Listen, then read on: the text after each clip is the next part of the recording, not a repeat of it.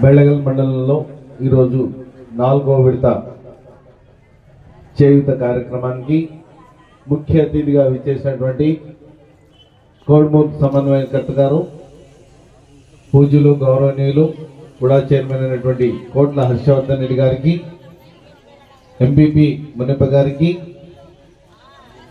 సర్పంచ్ గారికి, వేదిక మీద ఉన్నటువంటి ప్రజాప్రతినిధులకు, వైఎస్ఆర్సీపీ నాయకులకు, వేదిక మీద ఉన్నటువంటి వైఎస్ఆర్సీపీ అక్క చెల్లెమ్మలకు, వైఎస్ఆర్సీపీ కుటుంబ సభ్యులందరికీ కూడా నా నమస్కారాలమ్మా. అందరికీ నమస్కారం.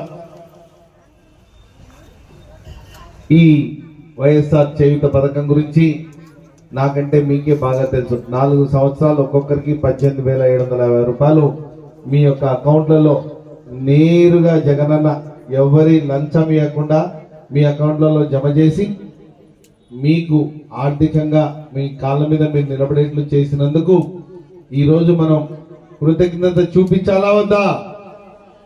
చూపించాలా వద్దా? చూపించాలంటే ఏం చేయాలమ్మా? ఓటేయాల. మీకు కూడా అర్థమవుతుంది ఓటేయాలన్న సంగతి. ఈ పథకాలను, జగనన్న మీద ప్రేమను దొంగలు వచ్చి దొంగ మాటలు చెప్పనికే తారైనారు. ఇందాక భాష అన్న చెప్పినట్టు నేను పత్తి రైతు అయితే బియ్యము బ్యాలు ఉండాలంట. అట్లా వాళ్ళు వచ్చి లాస్ట్లో మేము అవి ఇస్తామని ఇన్ని మాటలు చెప్తే ఇక లాస్ట్కి మిగిలేది ఏముందమ్మా?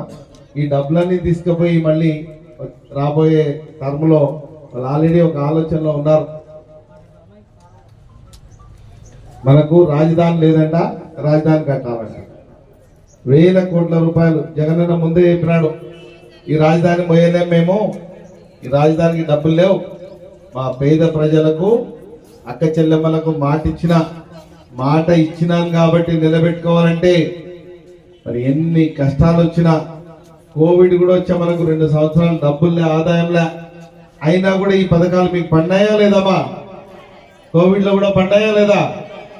మళ్ళీ ఈ డబ్బులన్నీ మరి ఇందాక అన్న చెప్పినట్టు కోళ్ళు కూడా పెంచుకోమన్నారంట. నిజంగా ఏమైనా చేశారంటే ఎవరు చెప్పకున్నారు వచ్చి ముందుకి. మొన్నేపు అడిగా ఎవరు ముందుకు రాకున్నారు? మొన్న 10,000, ఈరోజు 18,000. ఏమన్నా మాట ఆకలి అవుతుందేమో మళ్ళన్నా చెప్పండి. చెప్పకున్నా మంచి ఏంలే. రేపు ఎలక్షన్ల నాడు ఖచ్చితంగా ఎన్ని దొంగ మాటలు చెప్పినా, ఎవరు వచ్చి చెప్పినా పోలింగ్ బూత్ లో పోయి 2 బట్టలు నొక్కండమ్మా. ఒకటి ఎమ్మెల్యేకు, ఒకటి ఎంపీకి. ఖచ్చితంగా ఫ్యాన్ గుర్తుకు బటన్ నొక్కితేనే మనకు భవిష్యత్తు. జగనన్న చెప్పినట్టు జగనన్నే మా నమ్మకం, జగనన్నే మా భవిష్యత్తు. పిల్లలకు మరి కూర్చున్న పిల్లలు చూసారా ఎంత బాగా చేశారు? వీళ్ళంతా డాన్సులు బాగున్నాయా లేదా? పిల్లలు చేసిన డాన్సులు వాళ్ళ కోసం వాళ్ళ బట్టలు ఆయనే సెలెక్ట్ చేశా, వాళ్ళకి మధ్యాహ్నం పెట్టి అన్నం ఆయనే సెలెక్ట్ చేశా, చిక్కీలు కూడా ఆయన ఒకసారి తిని చూశాడు, బాగున్నాయి చిక్కీలు. మరి మన ఇంట్లో పెద్ద కొడుకులాగా, మన బిడ్డలాగా ఆయన మన గురించి ఆలోచన చేస్తున్న విధానాన్ని మీరందరూ ఒకసారి గమనించాల. చంద్రబాబు నాయుడు ఈ జగనన్నను మన నుంచి దూరం చేయనిక అందరితో జత కట్టబడ్డారు. పవన్ కళ్యాణ్ తెచ్చుకునే స్టార్ క్యాంపెయినర్లైనా, బీజేపీ అయినా, వీళ్ళందరూ కలిసి కూడా మరి జగనన్నను ఎదుర్కొనే దమ్ము ధైర్యం లేకపోతే ఇంతమంది ఒక్కడిని చేసి మనకు న్యాయం చేయకుండా ప్రయత్నం చేస్తున్నారు. ఈ యొక్క విషయాన్ని ప్రతి మహిళ గుర్తించాల. డబ్బులైనా కూడా అక్క చెల్లెమ్మలకే పడాలి. మన మున్నేపై చెప్పినట్టు ఏదైనా కుటుంబంలో ఆడోళ్ళకి డబ్బులు ఇస్తే వాళ్ళు 10 రూపాయలు ఇంకో 10 చేస్తారు. ఇంకో లేదా పిల్లలకి ఏమైనా తీసి పెడతారు, పెళ్లికో వాళ్ళకో వీళ్ళకో ఒక 10 రూపాయలు చేయాలని, లేదా పండగలు వచ్చినప్పుడు బట్టలు కొనాలని. కాబట్టి ఆయన మనసున్న మనిషి, ప్రజల గుండె చప్పుడు తెలిసిన వ్యక్తి. జగనన్నను మర్చిపోకూడదమ్మా మీరు. ఆయన వాళ్ళ నాయన ఎట్లయితే ప్రజల గుండెల్లో ఉన్నాడో ఆయన కూడా ఆయన ఫోటో మీ ఇళ్లలో ఉండాలని ఆశపడి పాలన చేస్తున్నాడు. ఇదే ఆసరా పథకము, ఇదే చేయూత పథకము అంతకుముందు చంద్రబాబు నాయుడు గవర్నమెంట్ లో ఇవన్నీ కొన్ని కార్పొరేషన్ల ద్వారా ఇచ్చేవారు. అసలు ఇట్లాంటి పథకాలు ఎప్పుడైనా ఉండేనా? మీ జీవితంలో చూసారా అంతకుముందు పథకాలు? ఏమి ఇచ్చిలేడు. ఎందుకు ఇవన్నీ కార్పొరేషన్ అని కొన్ని దాంట్లో బ్యాంకులో పెట్టేటోళ్ళు బ్యాంకుల చుట్టూ తిరగాల, కాగితాలు ఇవ్వాలా, వాళ్ళు మిమ్మల్ని ఏమన్నా భయానా పెడతారా, ఇంకేమేమో అన్ని 100 ప్రశ్నలు అడిగి ఎగరగొట్టేటోళ్ళు, డబ్బులు ఇచ్చేది లేదు పెట్టలేదు. మళ్ళీ ఇప్పుడు నేరుగా ఇంటికాడికి మహిళా మండలి సభ్యులు వస్తున్నారు, వాలంటీర్లు వస్తున్నారు, సచివాలయం ఇండే ఉంది, సచివాలయం అందరూ ఆడ మీరు చుట్టూ ఆఫీసుల చుట్టూ తిరగాల. ఇట్లా పండగ చేసుకుని ఈ రోజు వచ్చినారే తప్ప మీ పనులు జరగాలంటే ఇంత మంచి పాలన మళ్ళీ మళ్ళీ రాదు. గత ప్రభుత్వము ఎన్నో పాలనలు చూసాం, పెద్దోళ్ళు అందరున్నారు, మీరు అందరు చూసింటారు. పాత రోజుల్లో చంద్రబాబు నాయుడు 3 సార్లు చేశాడు ముఖ్యమంత్రి. ఒక్కనాడన్నా ఇట్లా మంచి ఆలోచన వచ్చిందా? ఒక్కనాడు రాకపో, మళ్ళా రాదు. ఇప్పుడు జగనన్న చూసి నేను చేస్తాను ముందుకు వచ్చాడు.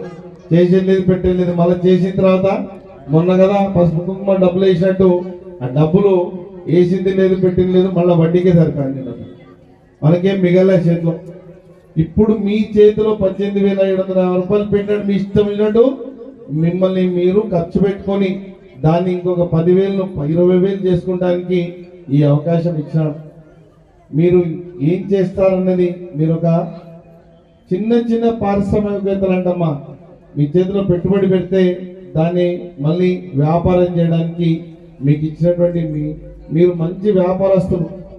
ఇంట్లో పాలుంటే వెన్న చేసి అమ్ముతారు, నెయ్యి చేసి అమ్ముతారు, అన్ని మీకు తెలిసిన విషయాలు. పాడి పంటలంతా మీరు చేస్తారు. రైతులు ఉన్నారు ఇక్కడ, ఏదో 10 రూపాయలని ఇంకో 10 చేసే తెలివితేటలు మీకే ఉన్నాయని నమ్మినటువంటి గొప్ప వ్యక్తి మీ బిడ్డ జగనన్న. కాబట్టి మరి మీ అందరికీ మీ పిల్లల భవిష్యత్తుకి ఇచ్చినటువంటి నాడు నేడు బళ్ళ గురించి నేను మళ్ళీ కొత్తగా చెప్పలేదు. అందరూ మొన్న వచ్చిన వాళ్ళే ఉన్నారా, ఇంకెవరైనా కొత్త వాళ్ళు వచ్చినారా? ఈరోజు కొత్త వాళ్ళు ఉన్నారా? మొత్తం కొత్తలేనా? ఆ పథకం కాదా ఈ పథకం కూడా మళ్ళీ కొత్త అవి పడ్డాయి కదా, మళ్ళీ అవి లేదా ఇవేరా? ఆసరా పడలేదు వీళ్ళకి, వాళ్ళు కూడా ఉన్నారు కదా, 2 పడ్డాయి కదమ్మా. సరే, అయితే ఆరోగ్య విషయంగా ప్రతి ఆసుపత్రులు మీకు ఎక్కడైనా ఉచిత వైద్యం అందించినారమ్మా. ఎక్కడైనా కూడా మీకు డబ్బు లేకుండా వైద్యం.